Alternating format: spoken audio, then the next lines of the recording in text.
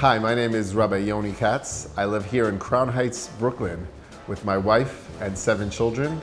And on a daily basis, I get to show people around this beautiful neighborhood, Hasidic Brooklyn. You see, 10 years ago, the face of Brooklyn began to change. You had people here with beards, not for Hasidic purposes. They're what we call hipsters. Caused a little bit of tension, to be honest, when you have two very different cultures living so close together. So being a young, idealistic rabbi, I decided I'm gonna attack this head on. I decided to make a campaign and I called it Unite the Beards. Hasid and hipster, not as different as you think. Well, when you think Hasidic Brooklyn, you typically think reclusive, isolated, closed off, mysterious to the outside world. If you're gonna have very separate communities, especially living so close to each other, you're not gonna have a unified world. You're gonna have a very divided world, especially here in Brooklyn. Every few blocks is a whole different culture, and I put it up on Airbnb and it really took off. And people from all around the world started booking this Airbnb experience, it's called, and 90% of this tour is behind closed doors. I'm gonna show you around the neighborhood, take you to places that are usually not so open to anyone who just walks off the street, but you're hanging with me. Welcome to Brooklyn, to Crown Heights. You're hanging with HASIDICS. I want to go to the synagogue first. The most famous synagogue in the world, 770 Eastern Parkway, the headquarters of the Chabad-Lubavitch worldwide movement. Anyways, for a neighbor that speaks about the coming and the anticipation of the coming of Messiah, what we call Mashiach, listen to the name of the neighborhood, Crown Heights. Is that amazing? King Messiah, Crown Heights. Mashiach, now, how are you doing? This is my friend. This is my friend Rabbi Katz. We're here at the Lubavitch World Headquarters on the holiday of Sukkot. We have the 4 species here. You want to look at my esrog, it's one of the most beautiful ones in town. Why? Because it's most used. You see, it's brown over here, that means it's used. The more people that make a blessing on it, the more special it is. But here we got this lulav. It's called the lulav. I'm not sure how it's called in English. Palm branch. Palm branch. It grows on top of the palm trees. Then we have these hadassim. And in between over here we got the harava. What is willow? The willow branch. You hear that noise? It's a circumcision. Now we're going into the headquarters of the worldwide Chabad-Lubavitch movement, 770 Eastern Parkway. Okay. So this is where I studied and I got my rabbinical ordination. I sat here for 2 years studying 5 parts of Jewish law. I studied on these very benches. We called it bench pressing. That was for you. When the movement came here, you could literally fit the whole movement almost into this tiny room. You had the remnants coming from Russia. So the movement came here in 1940. They were in Warsaw, Poland. And actually they were saved by a Nazi SS officer whose father was Jewish, smuggled the rabbi and his family from Warsaw to Berlin in 1940. Eventually they made their way to Riga, Latvia, to Sweden, and they came on one of the last boats to get out. They came to the shores of the United States in 1940. They came to New York and they said, ask the rabbi, where do you want to move to? Where do you want to relocate to? He said, I want to come to Crown Heights. You can see the boys learning, shuckling. That's called shuckling. Hasidic is actually from the Hebrew word of chesed, of kindness. Like I was saying before, that we don't serve God out of the kindness that it does for us. We serve God out of the kindness that it does for God, not as our ticket to heaven. That's at the root of the Hasidic philosophy. So Hasidic is from the Hebrew word of chesed, which means kindness. So follow me down these stairs. A whole new world is going to open up.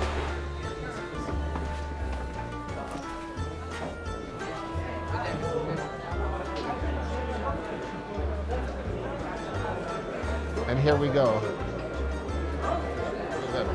Right now we're in the main sanctuary of 770. This is where I take people when they come on the tours. And as you can see, it's yeshiva students, rabbis, learning, praying as far as the eye can see. This is a massive synagogue. As I said, by all accounts, I think this is the most famous synagogue in the world today. Simply known by its address, 770 Eastern Parkway. Look at this. Jewish life is alive. Jewish pride, Jewish identity.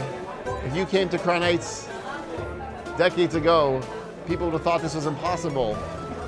Amazing. Follow me. This is my friend Zelig, a young rabbinical student. We expect big things from you, Zelig. This again is the bima where the Torah scroll is read. This is a dear friend of mine, Rabbi Katzman. He wants to know why only in Crown Heights is the only place that will offer a Torah like Rabbi Epstein did, like allows outsiders, Jews and non-Jews alike, to come inside the heart of their neighborhood. Why do the people from Crown Heights do all kinds of wacky things? I mean, you find us in India and in China and in Siberia and in the North Pole. And I don't know, lately they haven't been flying shuttles to the moon, so nobody knows if we're there or not. A Hasidic Jew from Crown Heights has one mission, and that is to bring Mashiach, which means to bring salvation and bring God's light to the world. You gotta go out, you gotta reach out, you have something good, you gotta share it with everybody. Look at those kids on the pole. It's not gym time here. We're approaching the Ark, what we call the Aron Kodesh, where they keep the Torah scrolls that they pray from on Sabbath and a little bit on Mondays and Thursdays. We have someone shaking the palm branch here. And the citron fruit, the one that we learned about outside from our friend. It's customary when you come by the Ark, you would like kiss it to acknowledge it, the holiness, the sanctity. God is alive and well in Crown Heights. And from here, it expands throughout the world. Even places like Pittsburgh, right? Have you ever seen a place like this? It's amazing, huh? Throughout the day, you can catch prayer services, morning, afternoon, and evening, starting almost every 15 minutes. I live 5 minutes from your restaurant. I'm saying I'm during summer. Check this out. I'm missing the prayer belt called the gartel. When all else fails.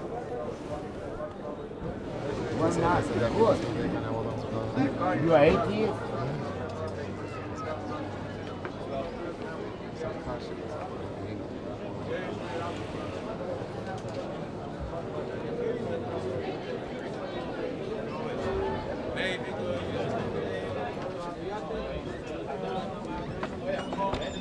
Let's get some of the sunlight. It's estimated that there are 20,000 Hasidic Jews living in this neighborhood, and it's a great place to live. But this time of the year, you have groups, Hasidic groups from all parts of Brooklyn visiting because of the holidays. I just wanted to take you inside. This is a special tent that's set up for the holiday time because there's no room left in the main synagogue. As big as that room was, it's still not large enough to facilitate the amount of overflowing crowds that we have. You know where Golders Green is? That rabbi's from Golders Green. Yeah, here, this is the temporary hut that we eat in for 7 days. It represents when the Jewish people were leaving Egypt, God escorted them out in clouds of glory. So to remind us of the clouds of glory and how they were protected and saved from the elements, we built a temporary dwelling and we eat in it all our meals. This place is like just amazing. You can come out at any time, any hour during the day and night and get into a good Hasidic philosophy discussion. Hear some good Jewish Hasidic music. This place never sleeps. I'm sure you heard of New York never sleeps. Crown Heights definitely never sleeps. What time it wakes up is a different story. You could get some kosher sushi at Nori Bar, or the world famous Gumbo's Haimisha or Hamisha Bakery. This is where I take my tours. This is why every tour that comes,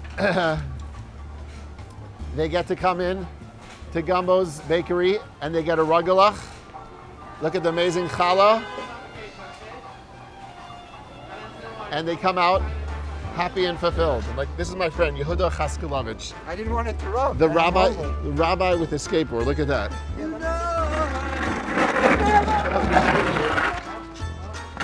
And the best way, when my kapata goes out, it's like Superman.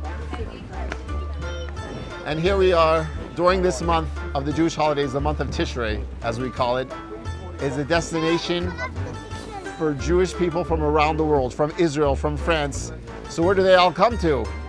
1349 President, the Rubashkin home, my very own cousin.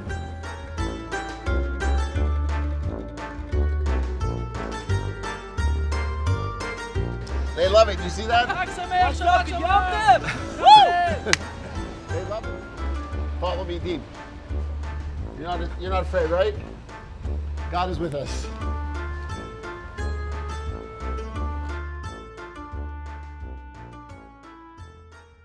So this is my wife Rivki, and these are some of our children. We're at my brother-in-law's sukkah.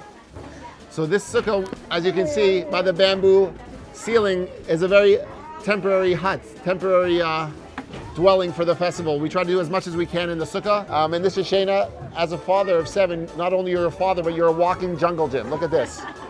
She's doing calisthenics. This is my baby. He's number 7. His name is Menachem Mendel. 8 days after a baby's born, they have to have a circumcision. So his circumcision fell out on April 15th. Of course, we had a massive tour booked that day, 50 people from a Reformed Jewish synagogue in Philadelphia. What's a tour guide to do? I was in a bind, sort of like Isaac back in the day. So what we did is we naturally invited them. It was one of the stops on the tour. We had 50 guests at the circumcision. We're not here to serve a selfish purpose, but rather a selfless purpose. How can we best all serve God in the best way possible, in a united way? Not just Jewish people, but non-Jewish people. All religions are meant here to serve God in a unified community. The world is one big community, one word. And I'm going to stop there because... Hey, this is Yankele. Mein Teile, mein Guter und mein Süß.